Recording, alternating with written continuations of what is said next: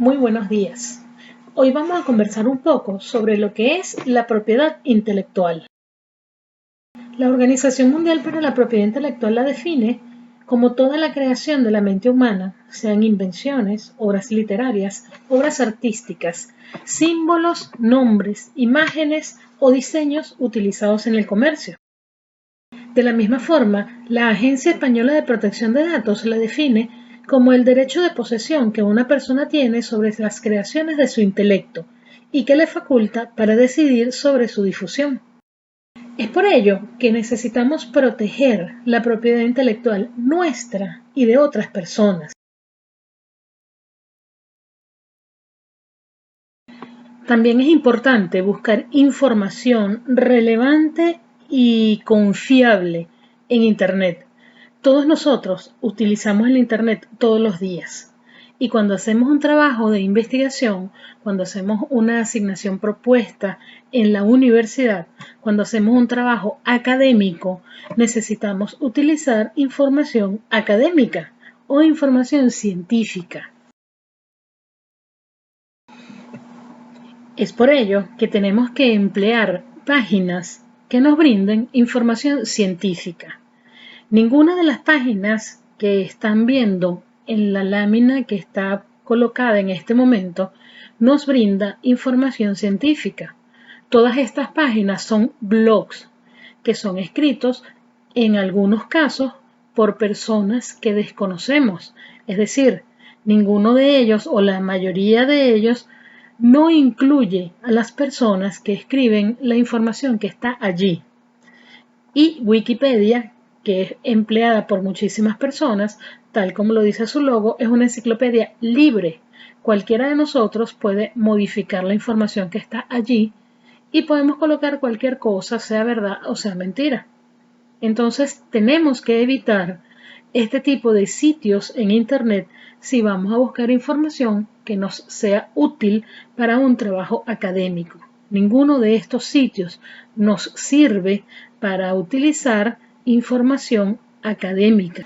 La información que necesitamos para realizar nuestras asignaciones en la universidad es información que se conoce como información académica o información científica y esa la conseguimos en publicaciones científicas, en físico o en digital, pero tienen que ser publicaciones científicas y si estas revistas científicas están indexadas, es muchísimo más confiable la información que allí se encuentra.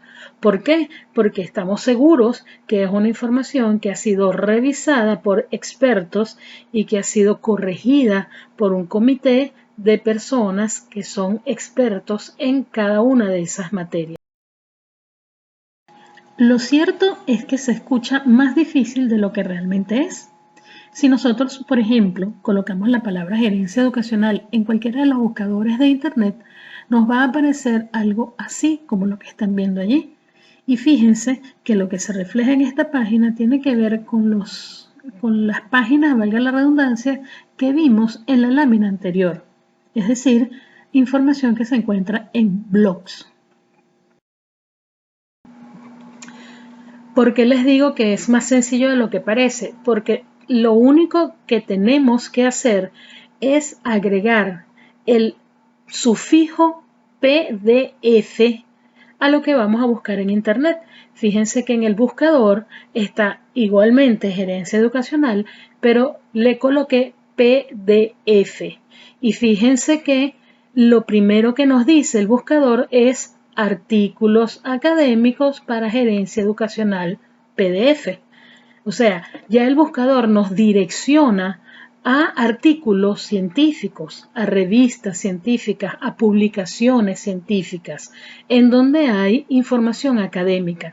Y si ustedes leen lo que está allí, hay alrededor de 7 u 8 resultados que pude capturar en la pantalla y todos son publicaciones científicas. Está un repositorio de revistas científicas de Dialnet, que es el primero, y así sucesivamente van a conseguir información científica. Y fíjense que todos están en formato PDF. Eso nos garantiza a nosotros que esa información estamos 80-85% de seguridad que es información académica, que es información científica, que nos es válida para hacer nuestras asignaciones en la universidad. Al final, lo que nosotros queremos es hacer una escritura científica, sea una asignación académica, sea un informe, un ensayo o nuestra tesis de grado. Al final de sus estudios de posgrado, ustedes tienen que escribir una tesis de grado y su tesis de grado tiene que ser escrita con una información científica, con un respaldo que ustedes tengan la base para decir, mire, eso está investigado, esos resultados están publicados y allí yo me basé. El teórico tal dijo tal cosa en tal momento y eso lo conseguimos en tal sitio. Nosotros necesitamos utilizar información confiable. Y por supuesto, cada una de esas investigaciones que hagamos, bien sea en una investigación cotidiana o una asignación académica en nuestra carrera, en nuestros estudios universitarios, o nuestra tesis de grado, en el caso de la especialización, trabajo especial de grado, en el caso de maestría, tesis de grado, en el caso de un doctorado, tesis doctoral, todo tiene que tener una información científica que respalde esa investigación que nosotros estamos planteando. Por supuesto, tenemos que tener unas bases firmes de otras personas, otros teóricos que ya hayan hablado de ese tema. Nosotros tenemos que apoyarnos en otras personas que han investigado lo que nosotros queremos investigar previamente. Y es por ello que necesitamos hacer la debida y correspondiente cita de esa persona. Yo no puedo tomar información de otra persona sin colocar que esa información la dijo esa persona. Yo necesito hacer la cita. La cita es cuando en el escrito del trabajo yo tomo una información de otra persona, pero tengo que decir que eso lo dijo, por ejemplo, Rodríguez en el año 2018. Esa cita tiene que corresponderse con las referencias bibliográficas, con la bibliografía, con los recursos bibliográficos que nosotros vayamos a utilizar y que tenemos que escribirlo al final de nuestro trabajo. Al final de nuestro trabajo nosotros decimos, Rodríguez Roberto en el año 2018 hizo una publicación titulada Gerencia Educacional en los planteles de Iberoamérica, eso es muy amplio, Gerencia Educacional en los planteles de el Estado Lara en Venezuela, y eso está publicado en la revista educacional del colegio, no sé, X, en una revista, y está publicada en el volumen tal, número tal, del año tal. Todo eso es importante. Si nosotros no colocamos la cita y si esa cita no se compagina o no se correlaciona con una bibliografía, la información que nosotros coloquemos allí en nuestro trabajo no es válida. Por lo tanto, nuestro trabajo no tiene seriedad ni tiene un soporte científico.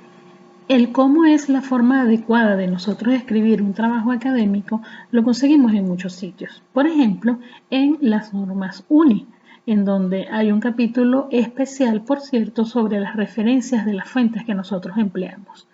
En estas normas UNI, por ejemplo, también nos dice cómo deben ser la portada, cómo debe ser la letra, el espaciado, los márgenes, absolutamente todo. Nos dan la receta de cómo hacer un trabajo académico. Y por supuesto hacen énfasis en la necesidad de reconocer la autoría de otras personas haciendo la debida cita y que esa cita se corresponda con una referencia bibliográfica. Y es tan importante lo que les comento de las citas de otras personas, que las normas UNI tienen en el artículo 59 un apartado especial en donde dice se les recomienda hacer el menor uso posible de citas textuales. ¿Por qué? Porque eso es copia. ¿Por qué? Porque eso es plagio. Nosotros necesitamos conocer la información, pero para analizarlo, para tener nuestro criterio propio, para hacer una reflexión y dar nuestros aportes personales. También existen normas mundialmente conocidas y empleadas por diferentes instituciones académicas, incluso por revistas científicas. Por ejemplo, las normas APA. en donde se nos especifica cómo hacer las citas y cómo hacer las referencias de esas citas dependiendo de dónde nosotros hayamos encontrado la información. Estas normas APA, que las utilizamos en absolutamente todo el mundo y que la gran mayoría de las revistas científicas se basan en las normas APA para pedir sus artículos de publicación, inicia con, por ejemplo, el formato general del trabajo de grado, pero tiene ya a partir del capítulo 3 lo que son las citas y habla de lo que es una cita textual, cómo tenemos que colocar una cita textual, si es prudente, si no es prudente, qué tan largo puede ser, cuántas palabras y cómo lo debo hacer. Lo que parafraseo, todas las citas, todo lo que yo coloco tiene un trabajo allí. Tiene también el capítulo 4 en relación a las referencias. Si son referencias bibliográficas, cómo lo voy a colocar, tiene que estar correlacionado con las citas que ya hice. Todo eso lo menciona las normas APA. Incluso hay otras normas que son también mundialmente conocidas, se trabajan más a nivel de Europa, pero también son muy conocidas y que también podemos trabajar con ellas. Estas normas Vancouver de la Universidad César Vallejo, perdón que no les dije, las normas Vancouver, lo primero que hablan las normas Vancouver son las referencias en el texto y las referencias bibliográficas, es decir, la citación de la información que yo estoy utilizando y la referencia, es decir, dónde se encuentran esas citas, esa información. Básicamente, para resumir, ¿qué es una cita? Bueno, lo que yo estoy diciendo lo dijo fulano de tal. ¿Qué es una referencia? Bueno, lo que yo dije que dijo fulano se consigue en tal sitio y lo dijo en tal año, en tal momento.